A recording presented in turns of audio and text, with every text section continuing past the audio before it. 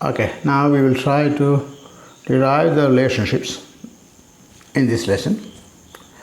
Let us take the starting point of the projectile. Here we have the initial velocity marked as u. This is the initial velocity, and the angle of projection, you can see that theta. Now this is the theta angle of projection, and this is the vertical component of the, you are resolving the velocity into initial velocity into horizontal and vertical component. So the horizontal component of initial velocity UH is equal to, you can look at the diagram and see it is u cos theta, and initial vertical velocity UV is equal to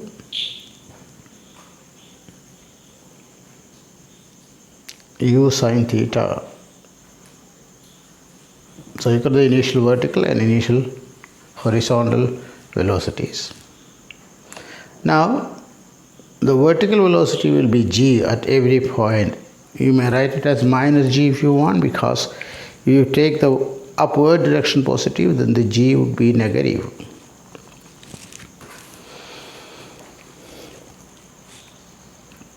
So let us write it down. If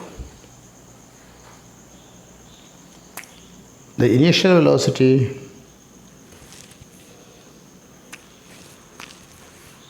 is u0, u, then and the angle of projection is theta. If the initial velocity is u and the angle of projection is theta, then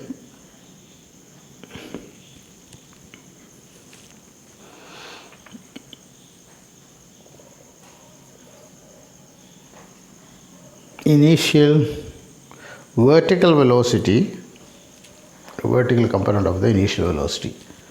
Take a look at the diagram and you can see that initial vertical velocity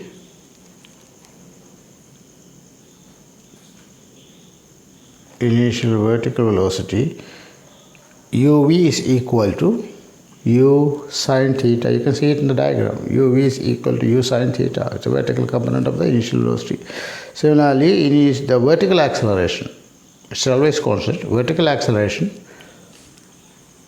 what will be the vertical acceleration? You can write it as av, that is equal to minus g. You can see that the only acceleration that acts in projectile motion is the vertical acceleration, that is minus g, acting downward. So that's all about the vertical motion, vertical velocity and vertical acceleration. Now let us see what is the initial velocity, initial horizontal velocity.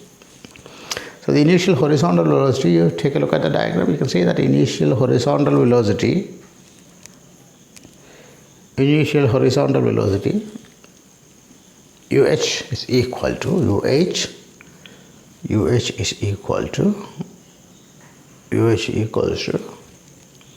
u cos theta. You can see that?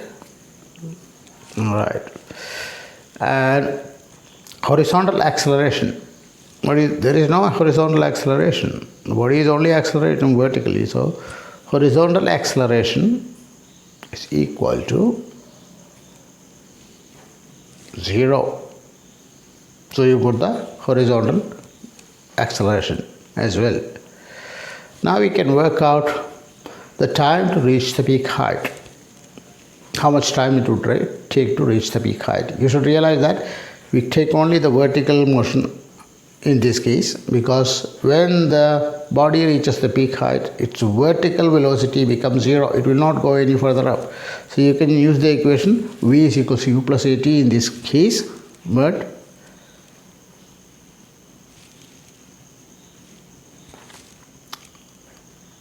I will change the equation a little bit. So at the peak height, the vertical velocity will be 0. Vv is equal to 0. Then you can write, use the equation v is equal to u plus at. So Vv is equals to uv minus gt, because the acceleration is minus g. uv is the initial vertical velocity. So you will write Vv is equal to uv minus gt. So since Vv is equal to 0, at the peak height the vertical velocity is equal to 0, you can straight write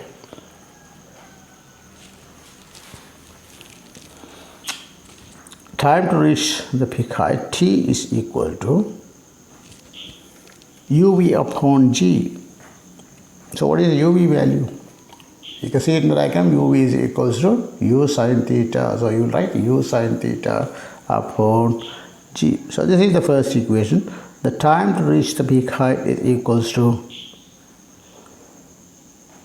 u sin theta upon g. So we got one equation now. Time to reach the peak height is equal to u sin theta upon g. Put it as equation number 1. Now let us work out the time of flight. So what does it mean by time of flight? It's the time the body is in the air, or the time to reach, time to reach from the start to the end point. What is it? Time to travel all the way through across the range to complete the projectile motion. So you can write, so time of flight t will be double the time to reach the peak height, isn't it? Because it is symmetric. It takes half the time to reach the peak height, then half the time to come back to the ground. So you can write time of flight t is equals to 2 times the time to reach the peak. So it's very easy to write the time of flight now. Time of flight capital T is equals to 2 times u sin theta upon g. Put it as equation number 2. 2 u sin theta upon g. That is the equation for the time of flight. Let's put it inside a little box and call it equation number 2. Now let's try to work out the peak height h0 itself. So here you will use the equation v square is equal to u square plus 2as. So again we will consider only the vertical motion. So you can write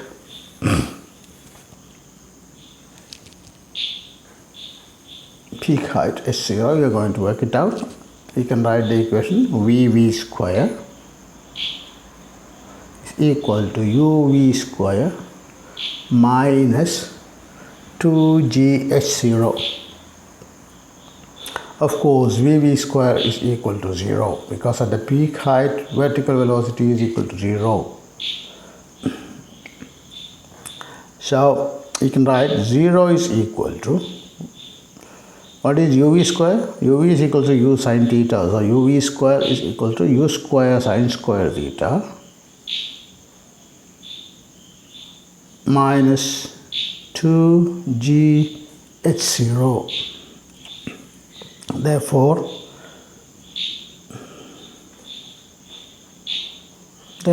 peak height h0 is equal to u square sin square theta upon 2g. So you got the third equation. The peak height is equal to u square sin square theta upon 2g. So you have 3 equations: time to reach the peak height, time of flight, and the peak height itself. So we still have to get more equations. So we will do it in the next lesson. Thank you.